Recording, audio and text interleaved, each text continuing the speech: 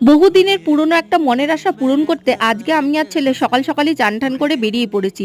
আর যাচ্ছি আজকে বড় মায়ের দর্শন করতে। অনেক দিন ধরে ইচ্ছা ছিল বড় মায়ের দর্শন করতে যাব, কিন্তু কোনোভাবেই হয়ে উঠছিল না। আজকে বড় মা নিজেই তার ডাক পাঠালো, তার জন্যই সকাল সকালই তৈরি হয়ে আমি আর ছেলে বেরিয়ে পড়েছি। গিয়ে দেখি প্রচুর লাইন, প্রায় হাজার দেড়েক লোকের পিছনে লাইন দিতে হবে। প্রথমে তো দেখে একটু ঘাবড়ে গেলাম, তারপর ভাবলাম যে না, মায়ের দর্শন করতে গেলে এইটুকু তো আমাকে অপেক্ষা করতেই হবে। তারপর লাইন দিয়ে দাঁড়ালাম আর দাঁড়িয়ে দেখছিলাম যে আশেপাশে কত মায়ের ফটো বিক্রি হচ্ছে, তারপরে মায়ের কত ডালা বিক্রি হচ্ছে, তারপরে অনেকে দণ্ডি কেটে মায়ের দর্শন করছে যাদের মনস্কামনা পূর্ণ হয়েছে। তারপরে দীর্ঘ ২ ঘন্টা লাইনে দাঁড়িয়ে থাকার পর মায়ের দর্শন পেলাম অবশেষে।